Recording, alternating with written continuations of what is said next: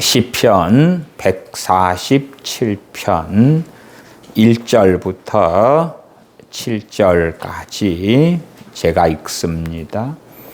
할렐루야, 우리 하나님께 찬양함이 선함이여 찬송함이 아름답고 마땅하도다.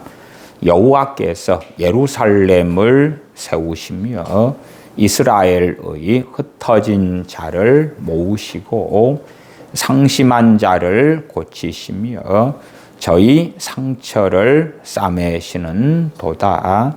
저가 별의 수요를 계수하시고 저희를 다 이름대로 부르시는 도다. 우리 주는 광대하시며 능력이 많으시며 그 지혜가 무궁하시도다. 여호와께서 겸손한 자는 붙드시고 악인은 땅에 엎드러 뜨리시는도다. 감사함으로 여호와께 노래하며 수금으로 하나님께 찬양할지어다. 아멘. 아멘. 147편 1절에 할렐루야, 우리 하나님께 찬양함이 선함이여 찬송함이 아름답고 마땅하도다. 지금 시대에는 참 많은 CCM들이 만들어져 오고 있고 또한 우리는 찬송가를 가지고 있습니다. 어떠한 CCM 곡들은 하나님을 찬송함보다도 자신의 마음의 위안을 중심으로 삼는 일들이 유감스럽게도 참 많은 것이 사실입니다. 물론 찬송가나 복음성가나 CCM 같은 데서 우리가 찬양함으로 위로를 받을 수 없다는 것은 절대 아닙니다. 그러나 우리가 받을 수 있는 위로는 진리 안에서, 주님 안에서 받는 위로가 돼야 될 것이고 그 위로를 통하여 우리의 마음이 하나님께 향해져야지만이 찬양이다. 그렇게 말할 수 있는 것입니다. 그렇지 사람 중심의 많은 CCM 곡들은 하나님 앞에서 찬양이다 인정을 받지 못할 것입니다.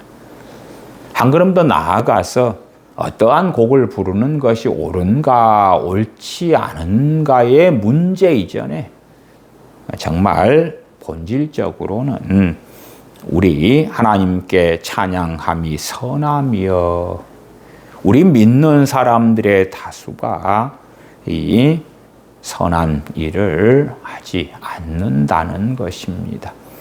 단지 예배 시간에 한두 곡 찬양하는 형식적인 찬양으로 끝나는 경우가 많더라. 아니면 하나님께 찬양하는 목적이 아니라 상당히 많은 어떤 청년들의 찬양 모임 같은 데서 자기들끼리 어울리고 춤추고 즐기는 하나님 중심의 찬양이 아닌 인간 중심의 어리석은 가짜 찬양이 되는 경우도 많더라. 우리 하나님께 찬양함이 선함이여 찬송함이 아름답고 마땅하도다. 하나님의 백성들은 하나님을 찬양하는 것이 선한 것이고 또한 아름다운 것이고 당연한 것이다 말씀합니다. 오늘 말씀의 주제는 6절이 되어집니다. 6절 말씀이 오늘 말씀의 주제입니다. 6절 여호와께서 겸손한 자는 붙드시고 악인은 땅에 엎드러 떨어뜨리시는 도다. 겸손한 자와 악인을 대조하고 있습니다. 양극단으로 할 때에 한쪽은 겸손한 자가 있고 또 다른 한쪽에는 악인이 있더라. 이 악인의 자리에 야고보서 4장 6절이나 베드로전서 5장 5절 6절을 보면 교만한 자가 들어가 있다는 것을 압니다. 그래서 악인의 종류 유형 가운데 정말 뚜렷한 악인은 교만한 자, 또한 거만한 자더라. 성경에서 말씀하는 악인과 세상에서 말씀하는 악인은 대부분이 전혀 다릅니다. 조상 제사를 열심히 세상 사람들 가운데 지내는 사람이 있다면 세상은 그를 효자로 판단할 수 있을 것입니다마는 하나님께서는 우상숭배자로 영원한 지옥에 떨어지는 악인으로 판단하시게 될 것입니다.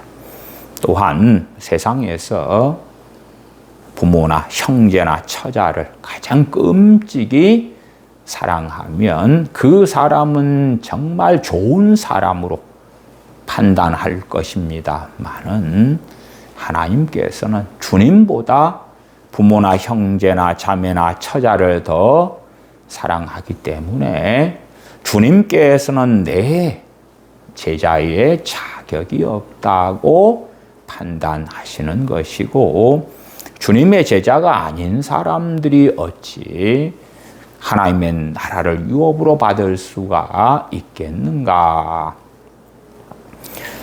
그래서 겸손한 자의 반대편에는 교만한 자가 있고 이에 대해서 시편 147편은 겸손한 자의 반대편에 악인을 두므로 교만한 자가 악인이라는 것을 명시적으로 밝히고 있습니다.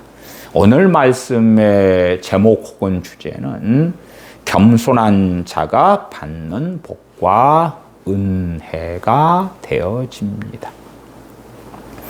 우리는 겸손이라는 것을 단지 도덕적인 항목이나 덕 정도로서 착각하는 경향들이 굉장히 많습니다만은 겸손은 구원과 직결되는 것입니다. 자, 그러면 첫째, 세상 기준에서 겸손과 성경에서 말씀하는 겸손의 개념과 뜻, 의미는 확실히 다릅니다. 그래서 보통 사람들 같은 경우는 자기가 지레짐작으로 생각하는 겸손의 개념을 가지고 성경을 봅니다. 그러기 때문에 말씀을 이해하지 못하는 어리석은 사람이 되고야 맙니다. 세상 관점에서의 겸손은 크게 세 가지로 설명을 할 수가 있겠습니다. 첫 번째는 자기 자랑을 절제하는 태도. 자랑할 것이 많아요. 재산도 많아요. 내가 사자 직업을 가지고 있어. 연봉도 많아요. 그런데 그러한 자랑을 안 하는 거죠.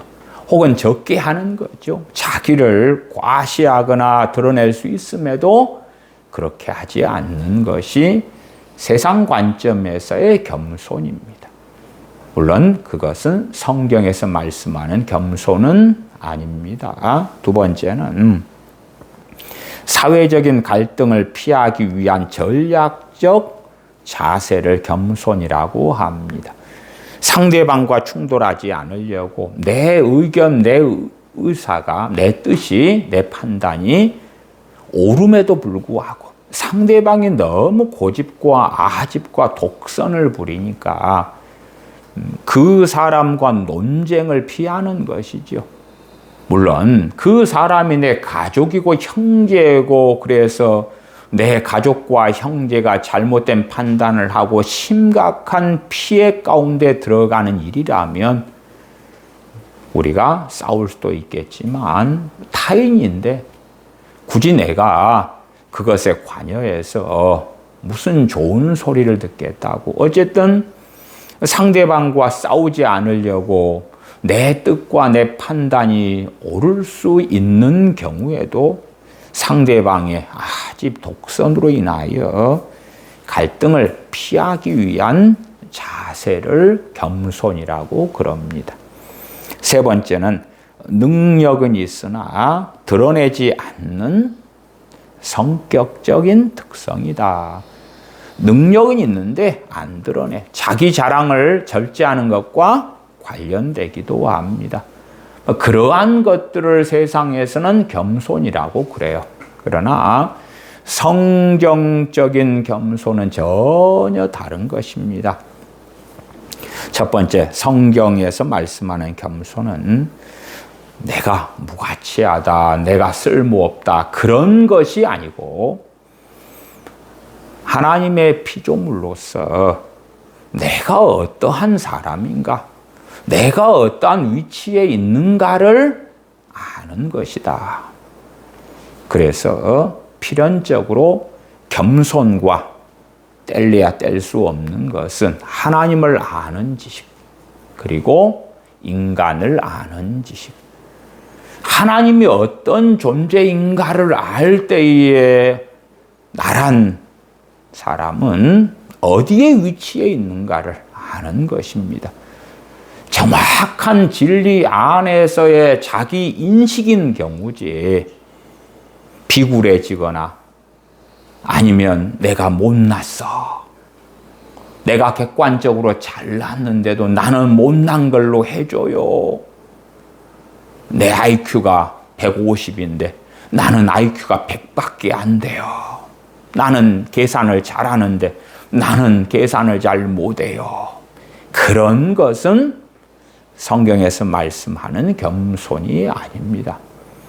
진리 안에서의 자기 인식, 자기 객관화가 겸손인 거예요. 비굴해지는 것도 아니고 자기를 비하하는 것도 아니에요. 하나님을 알아갈 때에 나의 위치를 깨닫고 아는 것이지요. 우리 주님을 바라볼 때에 내가 얼마나 죄인인지, 나의 무수한 그 죄로 인하여 주님께서 나를 대신하여 죽으실 수밖에 없으셨는지, 전능하신 하나님께서 독생자를 보내지 않으셨다면 영원한 멸망에 처할 수밖에 없는 죄악 가운데 나는 살고 있었던 존재라는 명백한 자기 객관적인 인식이 겸손이다, 그 말이에요. 그래서 현 시대의 부모들은 자녀를 교만하게 양육합니다. 성경의 개념에서 교만하게 양육하시오. 너는 이뻐, 사랑스러워. 너가 이쁘고 사랑스럽기 때문에 어려움이 닥칠 때에 하나님께 기도하면 들어주실 거야. 교만하게 양육하는 것이지요. 너가 하고 싶은 걸 해. 너가 하고 싶은 걸 해. 그 말은 무슨 뜻입니까?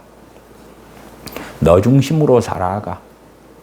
아니, 최소한 진로를 결정할 때에 기도하면서 하나님께서 내 인생에 원하시는 바가 무엇입니까? 서로 응답을 받을 수 없을지언정 그렇게 하나님 앞에 자기 인생의 방향성을 놓고 기도하며 엎드리는 건 지극히 당연한 것이에요. 그러나 그렇게 하지 않고 하나님, 어떻게 하면 내 인생이 별처럼 빛날 수 있을까요? 어떠한 진로를 선택하면, 어떠한 직업, 어떠한 대학, 어떠한 전공을 선택하면 나는 윤택하며 행복한 삶을 살 수 있을까요? 인도해 주시옵소서. 하나님, 내 자식이 어떠한 직업, 전공, 대학, 진로를 선택하면 금이 환영하는 삶을 살 수 있을까요? 인도해 주시옵소서. 그렇다면 그 사람은 교만한 자지요. 하나님 중심으로 우리가 생각하고 살아갈 때에 우리는 겸손한 자가 될 것이고, 이기적이고 내 중심으로 하나님이 움직여 주셔야 돼 한다면 하나님의 주권에 굴복하지 않는, 하나님의 주권을 인정하지 않는 그러한 교만한 자가 될 것이다. 교만은 패망의 선봉이라고 말씀했죠. 우리 주님을 믿는 우리 많은 사람들은 겸손이냐 교만이냐 그런 것을 단지 하나의 도덕적인 것으로 착각할 때가 많습니다. 그런데 왜 성경은 교만에 대하여 패망이라고 말씀하고 겸손은 존귀의 앞잡이라고 말씀하는 것이냐? 겸손과 성경은 왜 구원을, 생명을 연결시키냐?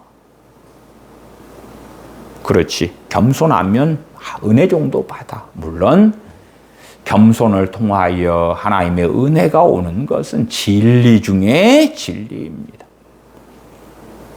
그러나 단순하게 겸손을 통하여 하나님의 은혜가 오지만, 그러나 겸손 아니고도 하나님의 은혜가 오는 통로가 많이 있어. 그래서 겸손 안 하고 기도를 좀 많이 하고, 소위 또 어떤 자들이 주장하는 것처럼 다른 사람들이 나를 위해 기도를 많이 해주고, 아니면 내가 교만하더라도 나는 믿음으로 하나님께 나아가면 은혜를 주시고, 그런 하나님의 은혜의 여러 통로 중에 하나가 겸손일 뿐이라고 착각하기도 하고, 또한 겸손이라는 것은 그렇게 대단히 중요한 성경의 주제가 아닌 것 같아. 그러한 어리석음에 사는 사람들이 매우 많습니다. 그래서 겸손하냐 교만하냐 하는 것을 심각한 문제로 생각하지 않는 어리석음들이 우리 믿는 사람들에게는 매우 많습니다. 그래서 신년 첫 주일에 겸손에 대하여 말씀을 함께 살펴보는 것입니다. 겸손은 그렇게 간단하고 단순하며 별로 중요하지 않은 위치에 있는 것이 절대 아니다. 절대 아니다. 하나님께서 겸손을 명령하실 때에 그것은 구원과 직결되는 것이고, 하나님 앞에서 내가 살 수 있느냐, 살 수 없느냐, 또한 내가 겸손한 자가 아니라면 나는 교만한 자일 뿐이고, 교만한 자는 악인이기 때문에 악인 중에서 발견되는 대참사가 나타날 것이라 하는 사실입니다. 또한 겸손에 대하여 성경에서 말씀하는 겸손의 의미를 살펴보면서 정말 많은 우리 믿는 사람들이 나는 그래도 겸손한 자 아니겠어? 겸손에 최소한 발을 걸치고 있지 않을까? 아니면 겸손한 자는 아닐지언정 교만한 자는 절대 아니야 하는 진실한 실상과 거리가 먼 망상을 하는 것들에 대하여 실상을 확인하자 그 말이에요. 진실을 확인하자 그 말이에요.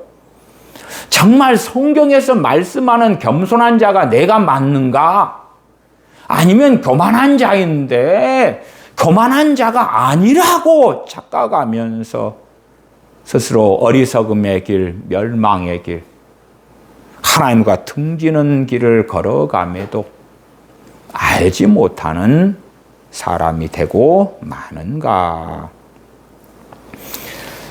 겸손은 피조물로서 자기 인식이다.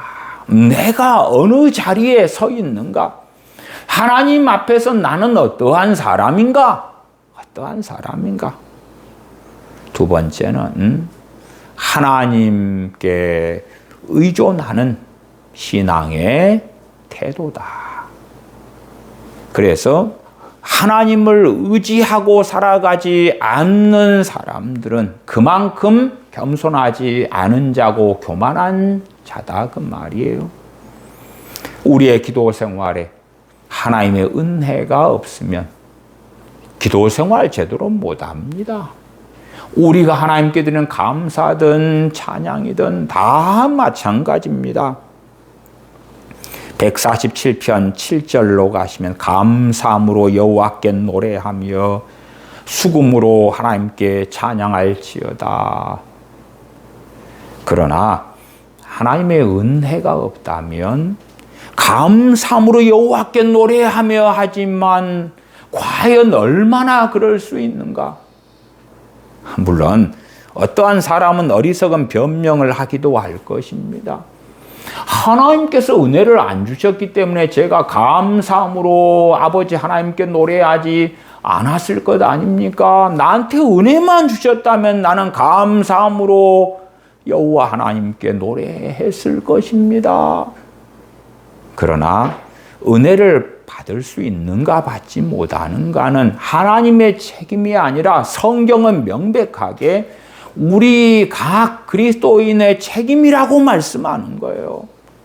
우리가 진리대로 행한다면 하나님께서 은혜를 주신다. 겸손한 자에게 하나님께서 은혜를 주시느니라 말씀하시는 거예요.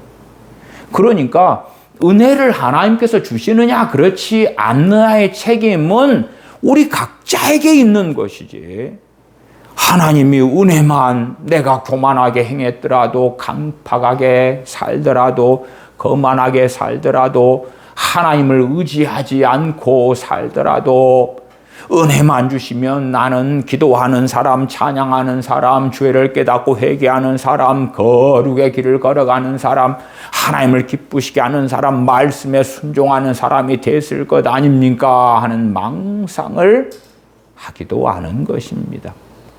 제가 중보기도의 허구성에 대하여 오랜 시간 동안 많이 설교해 왔어요.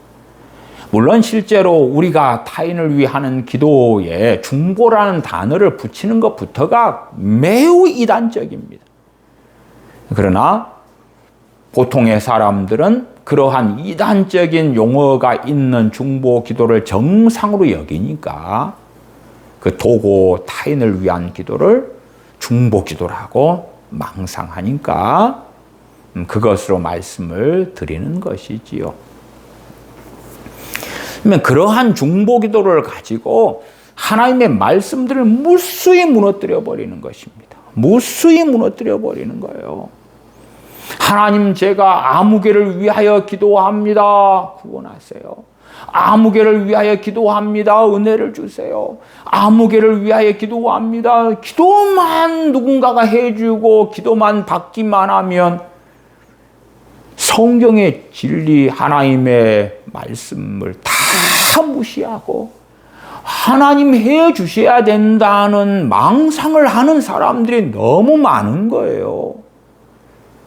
그러니까 중보기도 같은 어리석은 믿음을 가진 사람들은 성경을 덮어버리면 되는 거예요. 왜? 하나님, 우리 주 예수님의 이름으로 기도하니까 내 기도대로 하나님 하시라 그러면 좋은 말로 기도할 때 하시면 되잖아요. 하시면 돼. 성령님을 부으시라 그러면 부으시고, 새 사람을 만들라 그러면 만드시고, 구원하시라 그러면 구원하시고, 그 사람의 인격이 개차반인데 아름다운 인격으로 만들어 달라고 기도해서 만들어 주시고, 강팍한데 마음을 부들부들하게 해달라고 했으면 그렇게 해주시고, 내 자식이 교만하고 거만한데 겸손하고 온유하게 만들어 달라고 하면 하나님이 그렇게 해주시고, 겸손한 자에게 은혜 주신다고요? 겸손 필요 없이 은혜를 잔뜩 쏟아 부으세요. 아니면 겸손을 반드시 요구하신다면 겸손하게 만드세요. 그러면 은혜는 따라올 테니까 겸손하게 만드시라고요. 그래서 성경을 덮어버리는 거예요. 성경에 좋은 것이 있으면 하나님 그렇게 만드세요. 그렇게 하세요. 그렇게 하세요. 그래서 기도를 통하여 하나님의 말씀을 무너뜨려 버리는 거예요. 무너뜨려 버려요. 진리를 무너뜨려 버리는 거예요. 하나님의 영광을 회방하는 거예요. 그러니까 정말 많은 사람들은 도고 타인을 위한 기도를 하면 할수록 강팍해지고 악해지는 일들이 너무 많은 상황이다. 그래서 기도에 대한 잘못된 가르침에 대하여 누누이 때마다 설교해 오고 있습니다. 감사함으로 여호와께 노래하며 수금으로 하나님께 찬양할지어다. 하나님의 은혜가 없으면 감사나 찬양이 쉬 가능하지 않습니다. 그러나 그 하나님의 은혜를 받느냐 받지 못하느냐 하는 책임은 각자에게 있다. 겸손은 하나님의 은혜에 의탁하는 의지하는 신앙의 자세, 태도이다. 하나님의 은혜에 의지하고 살아가는가? 그렇지 않는가? 세 번째는 자기 의를 내려놓고 자기 하나님의 의를 신뢰하는 자세다. 자기의, 내가 이렇게 했는데. 하나님 앞에서만이 아니라 사람과의 관계에서도 자기 의를 드러낸 일은 참 많지 않습니까? 저 사람과 나와의 관계에서 우리가 어리석어지면 나는 저 사람을 위하여 1개를 했고 저 사람은 나를 위하여 5개를 했다 해도 내가 저 사람을 위하여 한 1개를 저 사람이 나를 위하여 한 5개보다도 크게 생각할 수 있는 거예요. 그런 사람들은 객관화가 안 되는 거예요. 객관화가 안 돼. 사람이 이기적이고 자기 중심적일수록 자기 삶에 일어나는 전반적인 일들을 자기가 한 어떤 것은 부풀리고 뻥튀기하고 과장하고 과대하게 생각하고 그렇게 하는데 자기의가 점점점 커지는 거예요. 내가 이걸 했는데, 내가 이렇게 살았는데, 저렇게 살았는데. 제가 어떤 이혼하는 부부를 보았는데, 그 중에서 아내는 남편을 위하여 열을 했다면, 남편은 그 아내를 위하여 하나 정도 했습니다. 그런데 그 남편은 뭐라고 이혼 소송에서 주장하고 큰 소리를 치냐, 그러면, 내가 너를 위하여 그렇게 애를 썼고 희생했고 못 해준 게 뭔데 그러는 거예요. 그 사람이 아내가 열을 해줄 때 자기가 1개를 해줬으면서 그 진실을 알면서 내가 못 해준 게 뭔데 그러면 스스로 거짓말하는 걸 알 터인데 그 사람은 진짜로 아내가 열을 해주고 자기가 1개를 해줬는데 자기가 아내보다 훨씬 더 많이 해줬고 최선을 다해서 해줬고 모든 걸 해줬다고 스스로 믿고 있더라니까요. 그러니까 판사도 그를 설득하지 못하고 변호사도 그를 설득하지 못해요. 그 사람은 그렇게 믿고 있는 그게 뭐예요? 내가 아내를 위해 해준 그 1개가 자기의 어마어마하게 뻥뻥튀기 된 자기의가 되는 거죠. 우리가 신앙생활 하다가 고난이 닥쳐오고 어려움이 닥쳐오면 하나님, 제가 이렇게 신앙생활을 했지 않습니까? 이러한 신앙 연수를 살아왔고 이렇게 기도 생활했고 이렇게 봉사했고 이렇게 헌신했고 이런 믿음으로 살아왔는데요. 내게 왜 이런 일이 벌어진단 말입니까? 그러니까 자기 의를 어떻게 생각하는지가 고난을 당할 때, 어려움을 당할 때 뱃속이 드러나는 거예요. 숨겨있던 뱃속을 그때 오픈을 하는 거예요. 오픈을 해. 내 실체를 보는 때가, 내가 고난 당할 때가 될 때가 많습니다. 자기 의를 내려놓고, 왜요? 우리 주 예수 그리스도를 통하여 나를 의롭다고 해주신 그 완벽한 의, 주님의 완벽한 의로우심을 믿음을 통하여 우리의 것으로 주시는 그 하나님의 의, 또한 하나님의 의가 되신 우리 주 예수 그리스도, 그 하나님의 의를 붙잡고서 하나님의 자녀로 살아가는 것입니다. 우리가 아무리 아름다운 행위가 많다 할지라도 그것을 붙잡고 하나님께 나갈 수가 없는 것입니다. 세상의 겸손과 성경의 겸손은 정말 다른 것입니다. 달라요.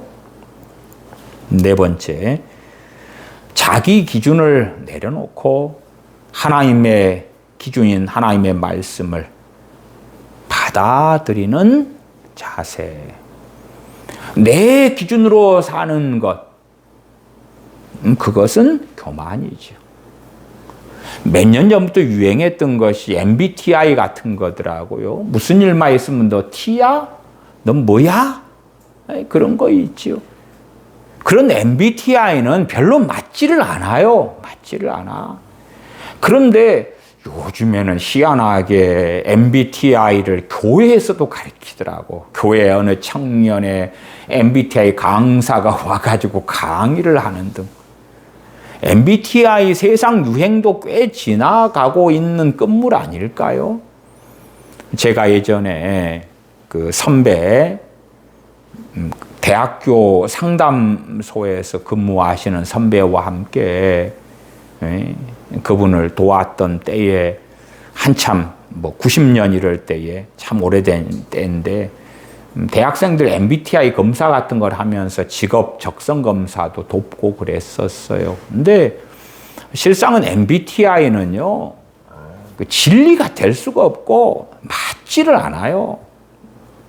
그래서 MBTI 항목들을 가지고 쭉 조사를 하면 같은 사람도요, 선택을 해야 돼. 근데 이것도 나한테 맞고 저것도 맞는데 더 맞는 걸 선택할 뿐이에요. 그래서 그날의 기분에 따라 그날의 판단에 따라서 틀려져서 심지어 오늘하고 내일이 다른 MBTI가 나올 수도 있는 거예요. 더군다나 T냐 F냐 그럴 때에 그 두 가지의 경향성 우리는 다 가지고 있어요. 누구든지 다 가지고 있어요. 그리고 T만 있고 F는 없고 아니면 F만 있고 T만 있고가 없는 거예요. 근데 이제 유감스럽게 크리스천들 자체도 MBTI를 받아들여요. 그래서 진리의 자리에 나요. 그러면 자기가 F면 네 T야 그러고 지가 T면 네 F야 그러고 상대방을 판단하는 거죠. 무슨 기준으로요? MBTI로.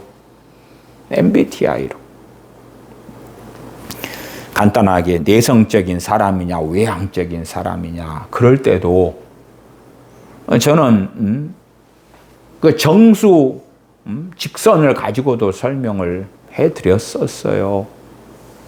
한쪽에가 플러스고 한쪽에가 마이너스고 가운데 0이라면 플러스 3도 있고 5도 있고 10도 있고 20도 있고 100도 있고 마이너스 5도 10도 20도 100도 있고 정말 양극단인 내성적인 사람 외향적인 사람이 있다면 각 사람들은 그 직선에서 누구는 그 중간쯤을 가지는 사람도 있고 누구는 좀 더 외향적인 쪽에 말하자면 외향성 60% 내성적인 경향 40% 어느 상황에는 외향적인 것이 나타나고 어느 상황에는 내성적인 것이 나타나고 사람이란 그렇게 복잡하지 단순하지가 않아요. 그런데 MBTI 같은 경우는 골라야 돼. 그래서 T 성향이 10개 나타나고 F 성향이 8개 나타나면 그 사람 T인 거예요. 왜? 그렇게 선택해서 나오는 거니까. 근데 사람이 어떤 충격적인 경험을 한 다음에, 그 다음에 가치관이 틀리고, 뭐 PTSD가 오고, 뭐가 오고, 그래가지고 좀 바뀌면, 그 사람의 성적 MBTI 검사는 또 다르게 나타나 버리는 거예요. 왜? 그건 진리가 아니니까. 제가 MBTI를 가지고 조금 말씀드리는 것은 그런 것처럼 자기 기준을 만들어 가더라 그 말이. 자기 기준. 나는 MBTI가 너무 좋게 보여. MBTI를 가지고 나를 방어해야 되겠어. 나는 F야. 내 기분 따라 살아가. 내 기분 따라 살아가는 것에 내 주변 사람 협조해 줘야 돼. 그러니까 상대방을 공격하는 방식으로 네 T야? 나는 F인데 어떻게 너는 T적인 생각을 하고 말을 하느냐 말이야.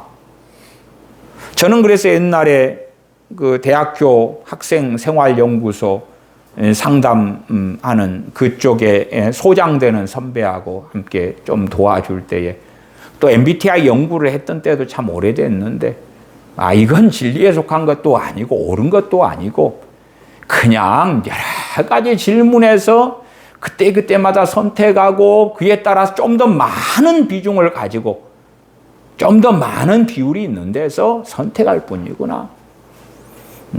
내성적인 I, 외향적인 E, 그럴 때에 두 항목을 다 가지고 있는데 질문이 내성적이냐 외향적이냐 질문 10개다 그러면 내성적이다 그게 6개가 나오고 외향적이다가 4개가 나오면 그 사람은 내성적인 사람으로 판별을 하는 거예요. 그러니까 틀린 이야기죠. 별의별 자기 기준을 끌고 들어오는 거예요. 자기 기준을. 이 자기 기준을 가지고 사는 사람을 교만한 사람이다 그러고, 자기 기준을 내려놓고 하나님의 기준이 하나님의 말씀이죠. 하나님의 말씀을 기준으로 삼고 받아들이는 자세와 태도를 가진 사람을 겸손한 사람이다 그러는 거예요. 그렇기 때문에 성격적으로 자기 주장이 없거나 조용하거나 아니면 관대하거나 수용적이거나 그런 사람 절대 겸손한 사람 아닙니다. 태어날 때 그런 기질로 태어나는 거예요. 대부분의 경우는. 겸손한 사람은 성경을 펼치는 거고, 교만한 사람은 닫는 거예요. 닫으면 하나님의 기준은 알 수 없잖아요. 닫으면 교만한 사람인 거예요. 닫으면 열어서 내 기준이 아니라 하나님의 기준이 뭔가를 확인하고 이걸 받아들이면서 사는 사람, 받아들이면서. 그러지, 세상적으로 자기 자랑을 좀 안 하는 것이 겸손이다 그러면은 우리 같은 평범한 사람이나 아니면 서민들이다. 그럼 자랑할 게 뭐가 있어요?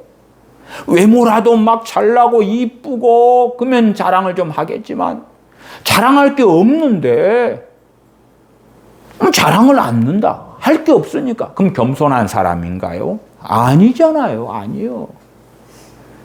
세상적인 겸손도 자랑할 것이 많은데 절제하는 것이 겸손인데 우리는 자랑할 것이 없어. 그러니까 안 해. 그렇기 때문에 겸손하다? 말이 안 되는 거예요. 말이 안 돼. 성경의 겸손은 자기 기준을 내려놓는 거예요. 그런 MBTI를 예제로 들었지만 그 정말 객관성도 없는 이상한 MBTI 가지고 그것 가지고 뭐 티니, 요즘엔 티니 그걸로 욕도 합디다. 뭐 티발 뭐 어쩌고 저쩌고 티발씨. 참나. 근데 문제는 그것이 세상에서 돌아다니는 것까지는 그래. 지그들이 그렇게 한다는데 뭐라 그러겠어요. 그것이 교회에 들어오고 크리스찬에 들어온다는 자체부터가 이건 참 어리석습니다. 어리석습니다.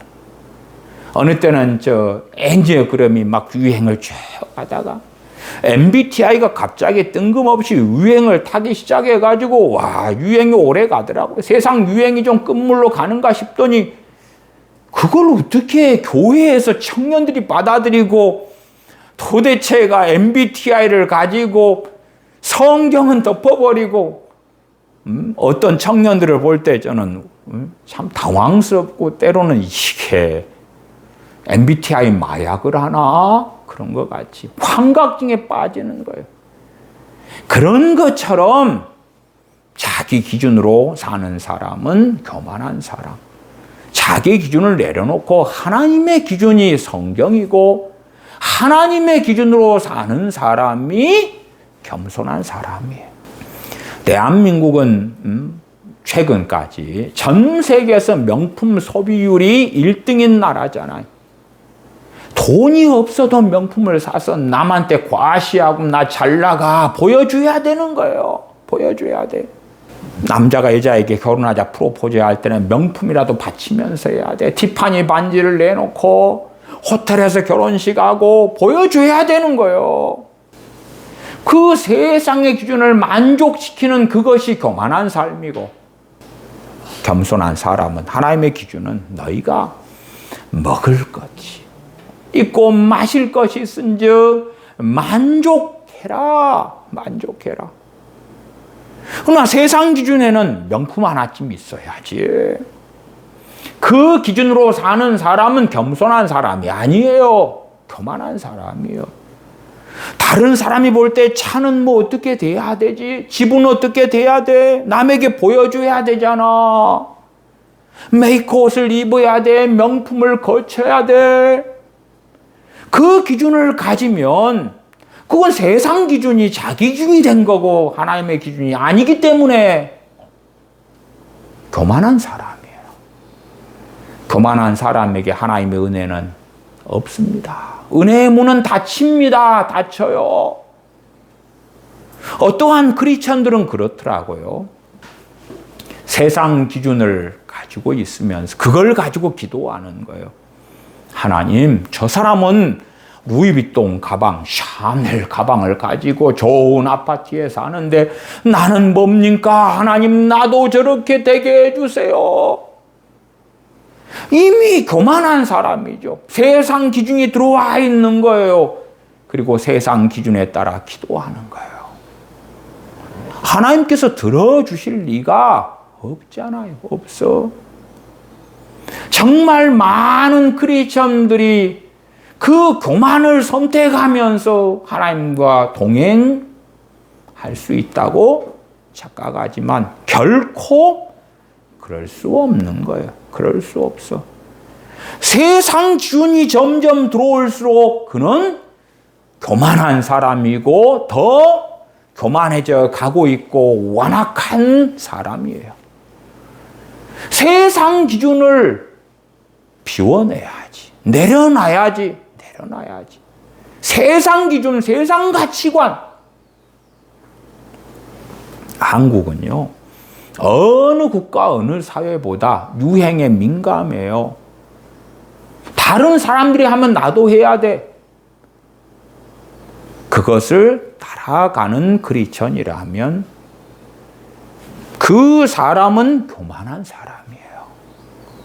왜? 교만은 하나님의 기준이냐 자기 기준이냐. 그런데 나는 저 세상의 유행을 내 기준으로 삼을 거야, 만들 거야. 그러면 그런 교만한 사람이에요.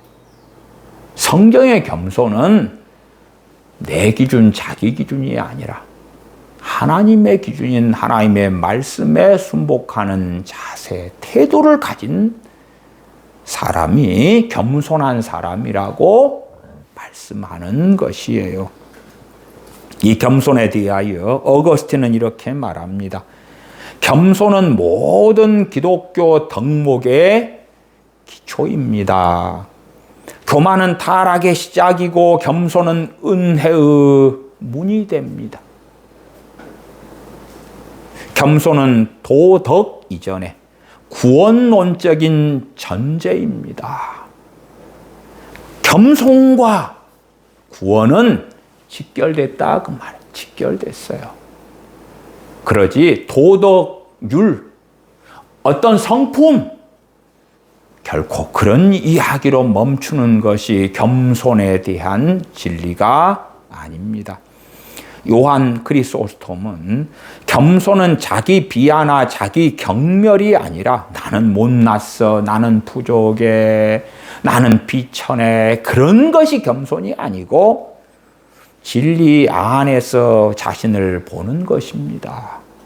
하나님의 말씀을 통하여 나를 알고 나를 보는 것이다, 그 말이. 우리 주 예수님이 아니면 나는 구원받을 수 없는 자이고, 성경에서 죄에 대하여 말씀할 때에 말씀을 통한 자기 객관화가 이루어져 가면서 내가 어떠한 죄 가운데 살고 있는지, 또한 내가 하나님께서 명령하시는 어떠한 말씀들에 순종하지 않고 살고 있는지, 그러한 자기 객관화가 진리 안에서 이루어져 가는 사람이 겸손한 사람이고, 진리 안에서 자신을 볼 수 있는 사람이 겸손한 사람이다, 그것입니다. 마틴 루터는 겸손은 자기 의를 포기하고 그리스도에 의해 의탁하는 태도입니다, 고 설명합니다.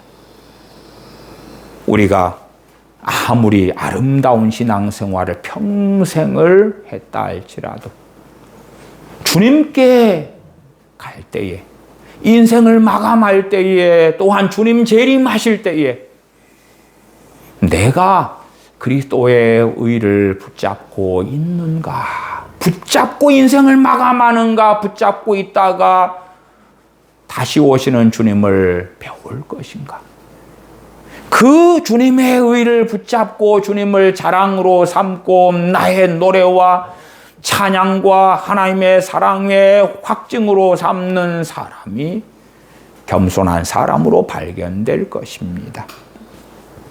존 칼빈은 겸손은 하나님의 주권을 인식하는 것과 자기를 아는 것의 결과입니다.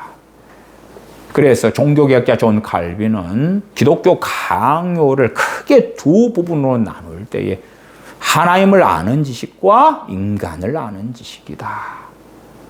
그리고 우리 자신을 알려면 하나님을 알아야지만이 우리를 알 수 있다. 그렇기 때문에 하나님을 아는 지식을 먼저 설명하면서 그 다음에 인간을 아는 지식을 설명하는 구조로 기독교 강요를 썼습니다.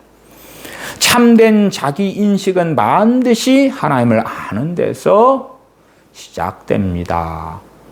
하나님을 알지 못하고서야 성경에서 말씀하는 겸손을 가진 사람, 겸손한 사람은 아니다, 그 말이에요. 세상에서는 누군가가 자기 자랑을 하지 않고 자기 과시를 하지 않고 조용하고 다른 사람 말을 잘 들어주고 수용해주고 그러면 겸손해, 그러지만 하나님을 알지 못하는 자들은 겸손한 자가 아니에요. 또한 하나님을 알면서 진리 안에 자신을 발견하고 아는 사람만이 겸손한 사람이다 하는 것입니다. 이제 성경 구절들을 좀 찾아가 보십시다. 먼저는 147편을 읽었죠. 6절을 다시 살펴보고요. 여호와께서 겸손한 자는 붙드시고, 붙드신다. 이 붙드시는 것이 세상에서 잘되게 하시거나 문제가 없게 하시는 것이 아니라 신앙적으로 하나님과 관계에서 붙드시는 것이라는 걸 알아야 합니다. 세상적으로 문제 없다, 그것이 붙드시는 것이다. 그렇다면 선지자들이, 사도들이 고난과 환난과 죽임을 당하지 않았겠지요? 아벨이 형에게서 죽임당하지 않았겠지요? 그러니까 고난 속에서라도 하나님께서 겸손한 자는 붙드시는데, 하나님께서 은혜를 주시기 때문에 오히려 고난 가운데 그의 믿음이 더 정금같이 나오도록, 고난이 일어나니까 넘어지지 않도록 기도의 은혜를 주시고, 하나님을 찾고 구하는 은혜를 주시고, 성령님께서는 더 역사하시는 거예요. 더 역사하시는 거예요. 그런데 고난이 왔는데 실망만 있고 낭망만 있고 기도가 더 안 되고 답답해지고 절망이 오고 그러면 하나님의 말씀을 비추어서 말씀드릴 때에 내가 교만한 자기 때문에 이 일이 벌어지는구나. 어려움이 있고 고난이 있을 때에 하나님께서는 겸손한 자를 붙드시기 때문에 고난당하는 자는 기도할 것이라 말씀하신 것을 듣고 하는데, 그러나 교만한 자는 기도할 마음이 없는 거예요. 없어. 기도가 안 되는 거예요. 그러나 겸손한 자는 붙드시기 때문에 고난을 당했는데 말씀 그대로 기도할 수 있도록 성령님께서 더 역사하시는 거예요. 역사하셔. 은혜를 주시는 거예요. 주님을 붙들어야 되니까, 찾아야 되니까 하나님을 의지하도록 은혜를 주시는 거예요. 하나님의 살아계심, 주권, 하나님의 섭리를 믿도록, 믿으려면 믿음이 불부터 올라가야 되니까, 믿음이 불부터 올라가면은 우리가 뜨거워지려면, 따뜻해지려면 모닥불을 피워놔서 모닥불에게 더 가까이 나아가야지 따뜻해질 거 아닙니까? 추운 겨울에. 그런 것처럼 하나님께 더 가까이 나아가도록 은혜를 주시는 거예요. 하나님을 찾게 도와주시는 거예요. 찬양하게, 감사하게, 기도하게, 또한 고난 가운데 우리 자신을 돌아보며 회개하도록, 죄를 깨닫도록 성령님을 통하여 역사해 주시는 거예요. 그러한 것이 여호와께서 겸손한 자는 붙드시고 악인은 땅에 엎드려 뜨리시는도다. 이 악인의 첫 번째 자리가 교만한 자가 있다 그랬죠. 그렇지, 이 교만한 자나 악인을 위하여 내가 기도만 하면 하나님은 땅에 엎드려 뜨지 않게 하셔야 돼. 악인도 하나님 금방 기도만 해주면 겸손한 자가 돼버리고 복을 받고 은혜를 받고 변화시키시고 그런 망상들을 하는데, 실상은 타인을 위한 기도가 할 수 있는 역할이나 일은 굉장히 적습니다. 굉장히 적어요. 성경을 통하여 그걸 알아야지요. 최고의 기도의 사람 사도 바울은 그의 주변인들을 다 기도로 변화시킵니까? 1차 전도 여행 때에 마가 요한이 힘들다고 도망가 버렸는데, 그를 변화시키기가, 기도를 통하여 변화시키기가 그렇게 쉽다면 2차 전도여행 시작할 때 마가 요한의 일로 바나바 사도하고 심히 다투어서 갈라설 일이 없지요. 안수 좀 하고 불로 좀 하고 기도 좀 해주면 마가 요한이 변할 테니까, 그게 진리라면.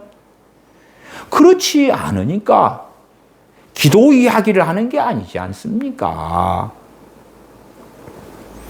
기도의 사람 다윗은 기도를 통하여 자식들을 얼마나 변화시킵니까?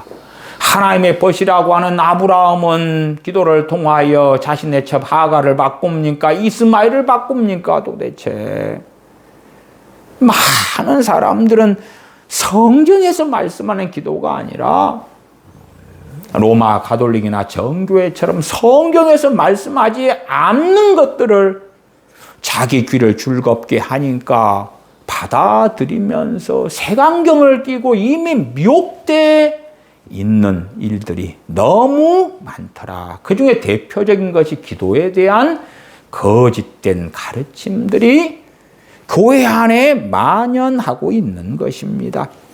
시편 149편 4절을 보겠습니다. 시편 149편 4절 제가 읽습니다. 여호와께서는 자기 백성을 기뻐하시며 겸손한 자를 구원으로 아름답게 하심이로다. 겸손한 자와 무엇이 연결됩니까? 구원이 연결됩니다. 물론 이 구원은 영혼의 구원만이 아니라 훨씬 더 포괄적인 구원을 담고 있습니다. 때로는 병을 치료하시는 것도 구원이라 그러고, 어려움 문제 가운데 하나님께서 건져주시는 것도 구원이라 그럽니다. 그러한 전인적인 구원을 누가 얻고 받습니까? 겸손한 자가 받는다. 겸손한 자가 받는다. 겸손은 하나의 도덕적인 항목이 아닌 것입니다. 아닌 것이에요. 잠언입니다. 잠언 3장으로 가십시다. 잠언 3장 34절. 제가 읽습니다. 진실로. 그는 거만한 자를 비웃으시며 겸손한 자에게 은혜를 베푸시나니. 거만한 자를 비웃으시며. 거만한 자는 하나님의 말씀이 기준이 아닙니다. 거만한 자와 교만한 자는 함께 갑니다. 함께 가. 거만을 떠는데 자기 감정, 자기 생각, 자기 판단, 자기 기준, 그게 중요하죠. 근데 겸손한 자에게는 은혜를 베푸신다. 기도의 은혜를 주실 거고, 하나님을 아는 지식, 성령님께서 오시면 죄에 대하여, 의에 대하여, 심판에 대하여 세상에 알리시리라 하실 때에 성령님의 진리 가운데 인도하시는 그 은혜의 역사가 누구에게 있겠습니까? 겸손한 자들에게요. 나는 예수님 믿어요 하는 사람들을 모두에게 성령님께서 진리의 길로 인도하시는 것이 아닙니다. 그러면 이 세대의 WCC가 그렇게 활개를 치고 많은 교단 교파들이 동성애를 인정하고 시인하고 동성애 목사를 세우고 동성애 주례를 하고 동성애 감독을 세우고 또한 점점점 물들어져 가는 WEA 같은 어리석음으로 가는 일들이 더 심화돼 가지 않겠죠. 믿는 사람이 많아지고 많은 믿는 사람들이 말씀을 더 잘 깨닫고 성령 충만하고 은혜 속에 살고 그럴 거 아닙니까? 우리가 요한계시록 2장 3장에서 소아시아 7교회에 대한 말씀을 보고 알지 않습니까? 성령님께서 오순절에 임하셨는데 라오디게아 교회 교인들은 왜 눈멀고 벌거벗는 자들이 되었습니까? 왜 그렇습니까? 그들은 교만한 자들이었기 때문에 하나님의 은혜에서 제외가 되고 말았기 때문에 그렇습니다. 그러나 돈이 있기 때문에, 부요하기 때문에, 풍부했기 때문에 자기들은 하나님의 은혜 속에 살고 있다고 착각했었다. 잠언 11장 2절을 보십시다. 교만이 오면 욕도 오거니와 겸손한 자에게는 지혜가 있느니라. 누구에게 지혜를 주십니까? 겸손한 자에게. 이 지혜는 세상의 지혜를 이야기하는 것이 아닙니다. 어떤 사업을 해야 잘 될까? 어떻게 말로 다른 사람을 설득할 수 있는 지혜를 가질 수 있을까? 학생이 공부할 때에 좋은 성적을 거두는 지혜를 어떻게 받을까와 상관없는 진리의 지혜에 대한 이야기입니다. 하나님의 말씀을 깨닫는 지혜에 대한 이야기입니다. 그래서 겸손한 자에게 하나님께서는 지혜를 주신다고 말씀하고 있습니다. 이 지혜는 하나님을 아는 지식과 지혜에 관련된 지혜이기 때문에 겸손한 자는 하나님의 말씀을 깨달아가고 알아가는 것입니다. 그러나 교만이 오면 욕이 온다. 잠언의 대상은 누굽니까? 하나님의 백성이 하나님의 백성. 하나님의 백성만 되면 또한 예수님을 믿기만 하면 교만해도 욕이 오지 않아. 그런 말씀을 성경이 또한 하나님께서 결코 하고 계시지 않습니다. 많은 크리스천들은요, 나 예수님 믿어요. 그러면 그것을 자신의 면죄부처럼 사용하는 경향이 많아요. 심지어 내 자식이 예수님 믿어요. 그렇기 때문에 모든 어려움에서 면제해야 되고, 모든 삶에 형통이 있어야 되고, 복이 있어야 되고, 그런 망상들을 합니다.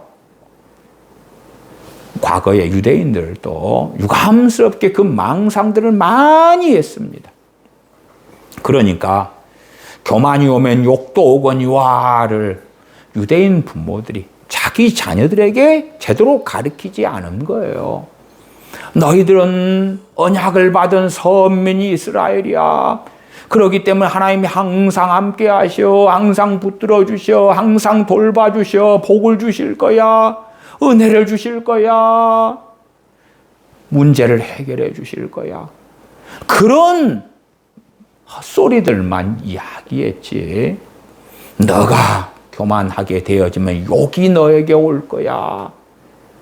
그것을 가르치지 않은 거예요. 그러니까 진리에 대하여 점점점 소경이 되어가지고 마침내 약속하신 때에 아버지께서 그 아들을 보내셨는데 그 아들께서 자기 땅에 오셨지만 자기 백성들이 영접지 아니하는 비극이 일어나고야 말았던 것입니다.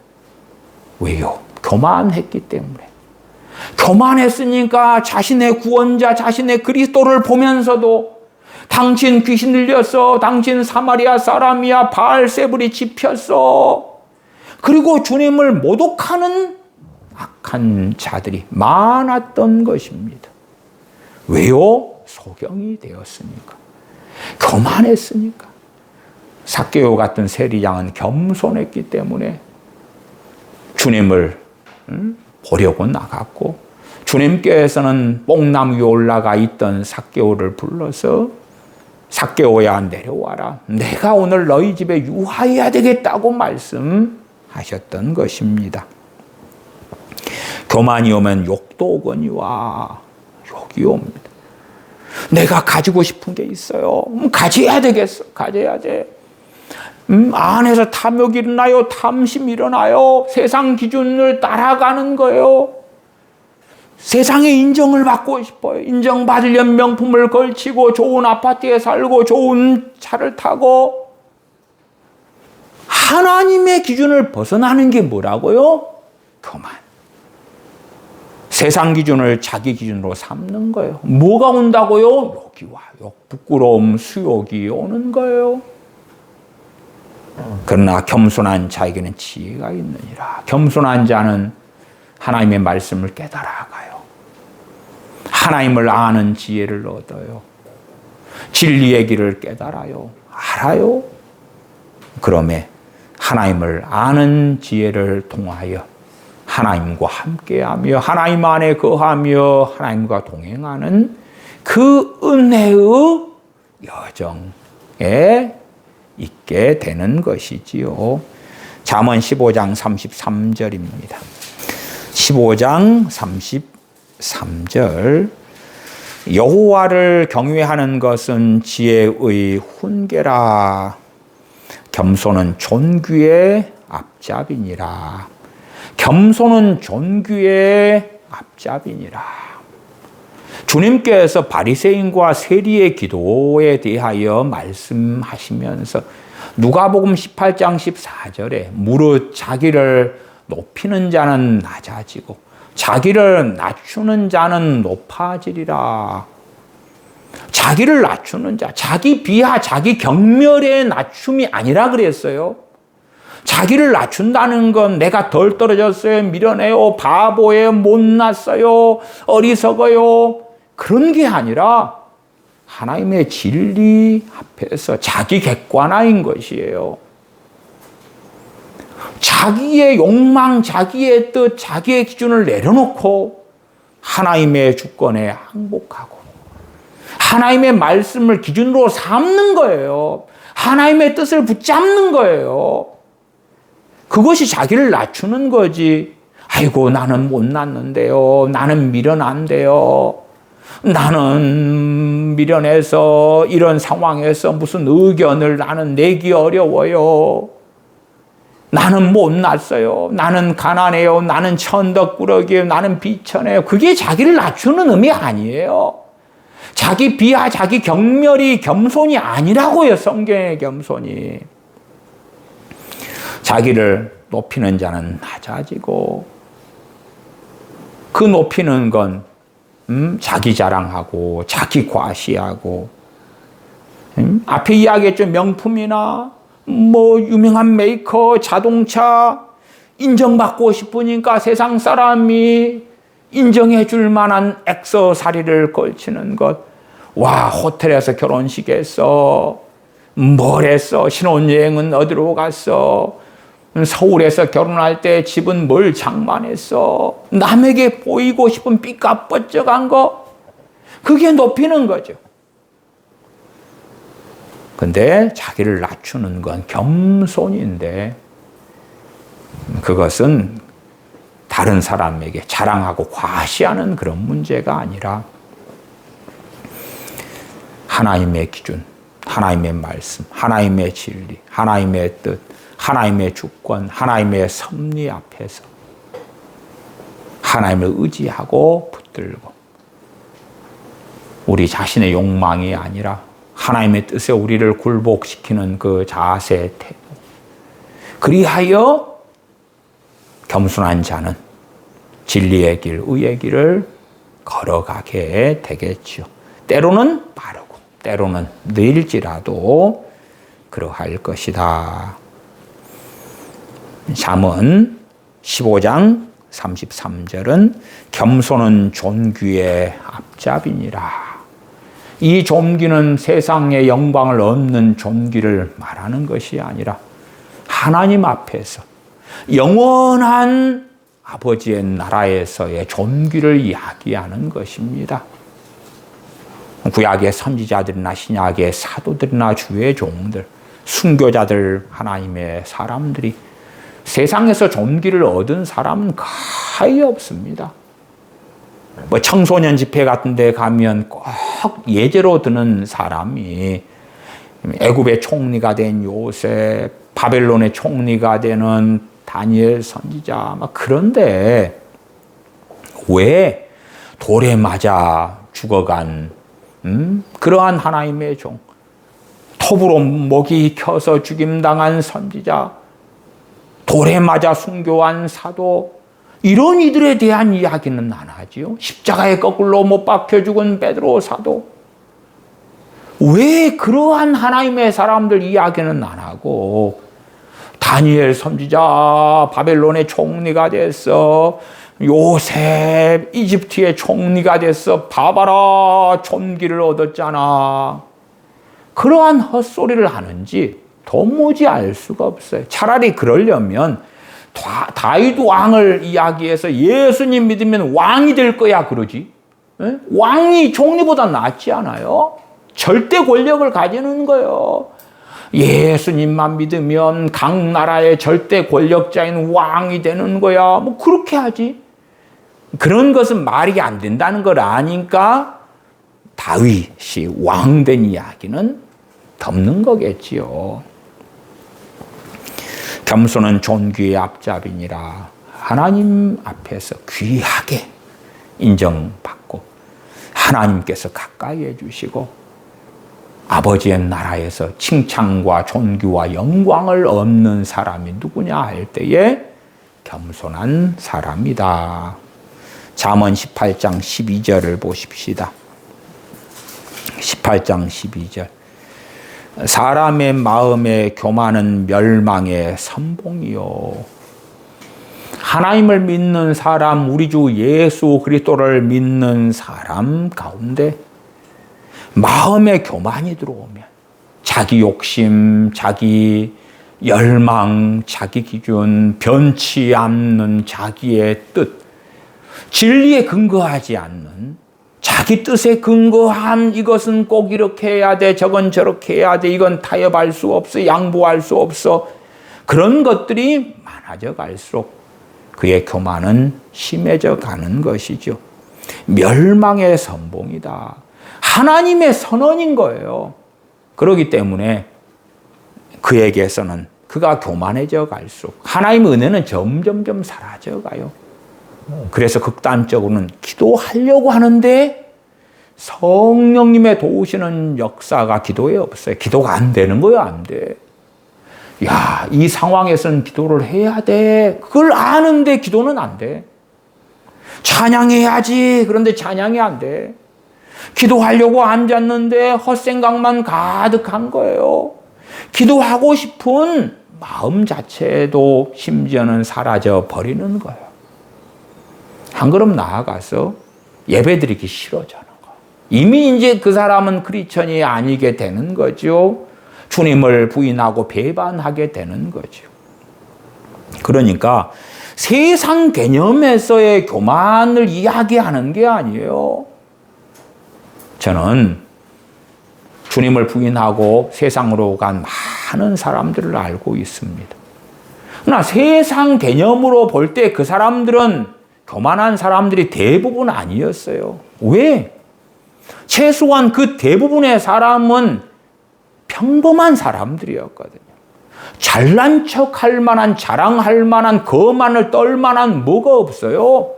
서울대를 나왔든지 하버드, 예일대, 스펙을 뭘 가지고 재산이 수십억이 되고 강남 아파트가 있고 그런 사람들이 그들 가운데는 거의 없었거든요.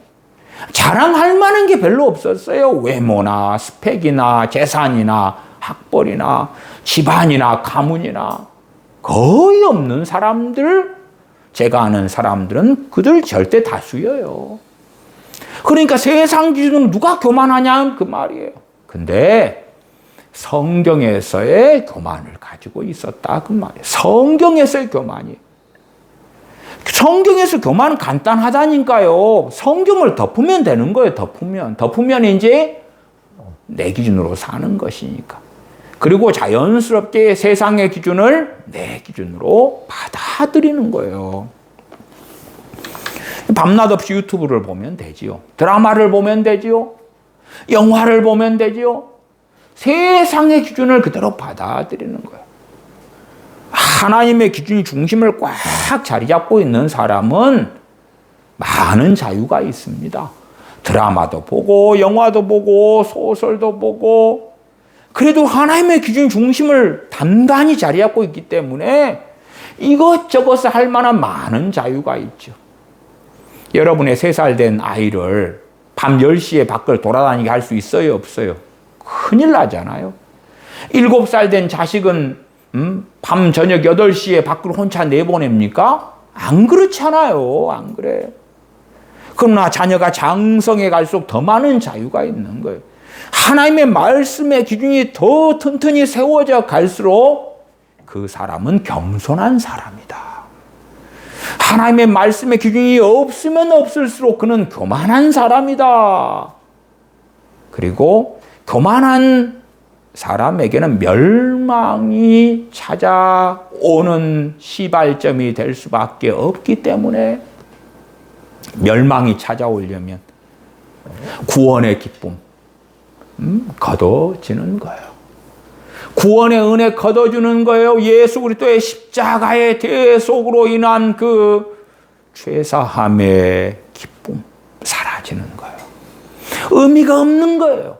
주님의 십자가의 고난을 들을 때에 마음은 강팍하기 때문에 아무런 감흥이 없어요. 지루해. 마태, 마가, 누가, 요한복음에 주님의 순환당하심, 고난당하심의 기록들을 보는데 귀찮아, 보기 싫어. 뻔한 내용을 또 하고 있어. 아니, 그 주님의 고난당하시는 성경 본문을 볼 때에 그것은 나에 대한 이야기인데 나 때문에 주님이 이 길을 걸어가셨다는 역사적인 증거인데 그러나 나는 감흥이 없는 거예요. 아무렇지도 않은 거예요. 심지어 보기 싫은 거예요. 그래서 덮어버리는 거죠. 그게 교만이다니까.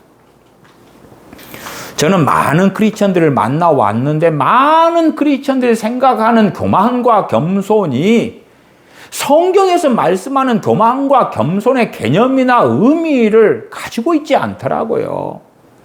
세상에서 말하는 그 교만과 겸손의 의미를 가지고 있는 거예요. 그러니까 하나의 도덕률에 불과한 것으로 교만과 겸손을 만드는 거지. 구원과 연결되는, 어거스틴으로 한다면 겸손은 구원론적인 전제이다. 구원과 직결시키지 않아요. 18장 12절 사람의 마음의 교만은 멸망의 선봉이요.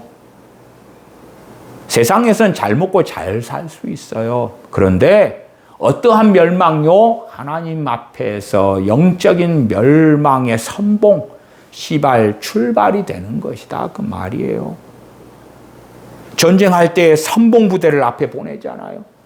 아, 저 사람이 점점점 무너져 갈 수밖에 없는 것, 하나님 앞에서 신앙이 무너져 갈 수밖에 없는 건 저 사람이 교만하면. 그래서 내 친구는 명품을 가지는데 나는 없다. 그리고 서운하고 섭섭하다. 교만이죠. 왜? 세상 기준이잖아. 세상 기준. 아, 그의 신앙은 무너져 가는구나. 하나님의 은혜는 걷어져 가는구나. 찬양하는 기쁨, 하나님께 예배하는 예배 자리에 앉을 수 있는 하나님의 자녀의 놀라운 특권. 그게 별 볼 일 없어지는 거죠. 잠언 29장으로 가십시다. 29장 23절. 사람이 교만하면 낮아지게 되겠고 마음이 겸손하면 영예를 얻으리라. 주님께서 누가복음 18장 14절 무릇 자기를 높이는 자는 낮아지고 자기를 낮추는 자는 높아지리라. 낮아지고 높아진다는 것도 자꾸만 어리석어지면 세상의 영광을 기준으로 생각하는 자들이 있어요. 세상에서 돈 벌고 명예를 얻고 성공하고 그게 높아지는 것, 세상에서 가난한 자가 되고 세상에서 명예가 없는 자가 되고 그러면 낮아지는 것. 그렇다면 사도 바울은 누구보다도 더 낮아진 자였겠죠. 디모데라는 하나님의 종도 누구보다 낮아진 자였겠죠. 세상에서는 멸시받고 천대받는 자로 하나님 앞에서 살다가 그들의 사역을 마감했기 때문에 그렇지요. 그러나 그들은 하나님 앞에서 높아지는 자였고 하나님 앞에서 영예와 영광을 얻는 자들이었어요. 23절 사람이 교만하면 낮아지게 되겠고 낮아지는 게 하나님과 관계에서 멀어지는 거예요. 멀어져. 영원한 영광에서 멀어지는 거고 하나님과 동행하는 데서 멀어지는 거고 하나님의 지식을 알지 못해요. 성경을 보아도 성령님께서 진리 가운데 인도하시거나 역사해 주시지 않는 거예요. 왜 정말 많은 사람들이 성령님께서 이 땅에 오셨는데도 불구하고 주님을 등지고 떠나가며 소경이 되어져 갔을까요? 우리는 찬양하잖아요. 성령님 오셨네, 성령님 오셨네. 내주 보내신 성령님 오셨네. 성령님께서 오셨는데도 주님이 보내셨는데도 왜 정말 많은 사람들이 주님을 등지고 있고 그 등지는 속도는 가속화되고 있는가? 그들이 교만하기 때문에. 교만이 많은 믿는 사람들에게 들불처럼 전염병처럼 번지고 있기 때문에 그런 것이에요. 사람이 교만하면 낮아지게 되겠고 하나님의 말씀대로 하나님께서 낮추시기 때문에 그래요. 이 낮아지는 건 고난을 이야기하는 거 아닙니다. 고난을 이야기하는 게 아니에요. 하나님께서 멀리해 버리시는 거예요. 멀리해 버리시는 거예요. 등져버리시는 거예요. 은혜를 걷어버리시는 거예요. 마음이 겸손하면 영예를 얻으리라. 주님께서 인정해 주시는 거예요. 주님께서 가까이 해 주시는 거예요. 주님께서 함께 해 주시는 거예요. 동행해 주시는 거예요. 이사야 29장 19절 겸손한 자가 여호와를 인하여 기쁨이 더하겠고 사람 중 빈핍한 자가 이스라엘의 거룩하신 자를 인하여 즐거워하리니 겸손한 자가 여호와를 인하여 기쁨이 더하겠다. 누가요? 겸손한 자가 하나님과의 관계에 있어서 하나님과 친밀한 교제 가운데 들어가기 때문에 겸손해지면 해질수록 하나님과 더 가까워지기 때문에 거룩하신 성령의 역사하심이 있고 하나님의 은혜가 있고 하나님이 주시는 기쁨이 그에게 있더라. 그러나 교만해져 가면 그 사람에게 있는 기쁨은 세상의 기쁨밖에는 안 남아요. 세상의 기쁨을 얻으려면 첫 번째 돈이 있으면 되는 거예요.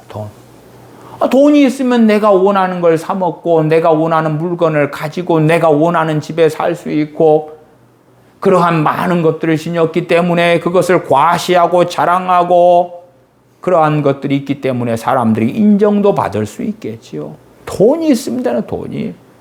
두 번째는 아름다운 외모가 있으면 되겠죠. 세상 사람이 찬사하죠. 좋아하겠죠.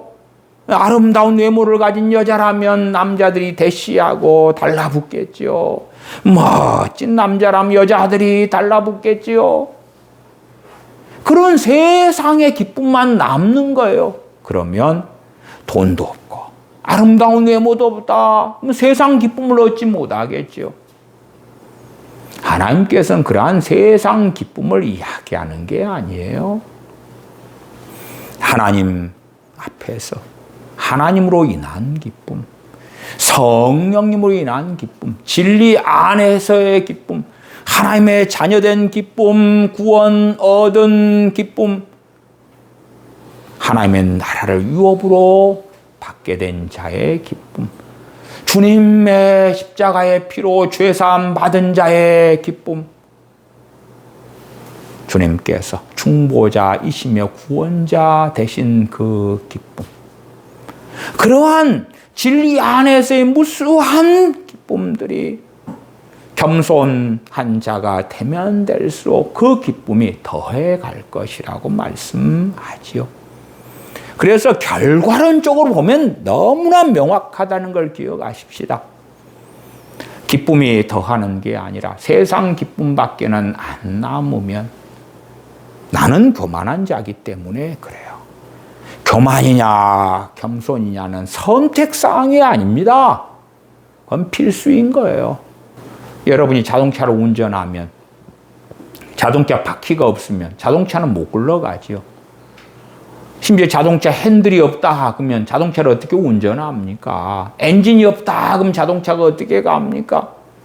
그러한 것들은 선택이 아니라 필수다 그러면 필수다. 그런 것처럼 겸손은 있어도 그만 없어도 그만, 있으면 좀 좋고 없으면은 뭐 좀 힘들 뿐이야, 그런 것이 아니에요. 그래서 하나님의 말씀에 따라서는 내가 스스로 나는 교만한 자가 아니야 라고 착각할지 몰라도 말씀이 그대로 어떻게 이루어지는가를 내 삶으로 확인하면 되는 거다. 확인하면 되는 거예요. 하나님은 전능하시고 거짓말장이가 아니시고 그렇기 때문에 회전하는 그림자가 없으셔요. 자신이 하신 언약 약속을 1000번, 10,000번, 10,000,000번, 억만 번 이상이라도 준행하실 능력이 있으시고 신실하시다. 그러시기 때문에 말씀이 내게 어떻게 이루어지는가를 보면 되는 거예요. 내가 겸손한 자가 되면 야고보서 4장 6절이나 베드로전서 5장 6절처럼 은혜를 주시고 하나님께서 높이시는 거예요. 하나님과의 그 관계 속에, 은혜 속에 하나님과 동행함 가운데. 그러나 교만한 자가 닥치면 패망으로 하나님과 은혜에서 떨어지고 멀어지고, 그래서 예수님에 대한, 우리 주 예수 그리스도에 대한 믿음까지도 현저히 약해지면서 단지 하나의 공상처럼 망상처럼 종교처럼 바뀌어가는 일들도 비일비재하게 일어납니다. 이사야 57장 15절입니다. 이사야 57장 15절. 지존무쌍하며 영원히 거하며 거룩하다 이름하는 자가 이같이 말씀하시되, 내가 높고 거룩한 곳에 거하며 또한 통회하고 마음이 겸손한 자와 함께 거하나니. 누가 하나님께서 누구와 함께 거해 주신다고 말씀하시는가? 통회하고 마음이 겸손한 자와 함께 거하나니. 여러 CCM들에서는 예수님만 믿는 사람이면 그 누구나 하나님이 함께 하시도다, 그런 거짓말의 가사들이 난무를 합니다. 이스라엘 백성들은 자신들이 선민이기 때문에 하나님이 우리와 함께 하십니다, 우리는 아브라함의 자손이다, 그러면서 메시아를 부인했던 것입니다.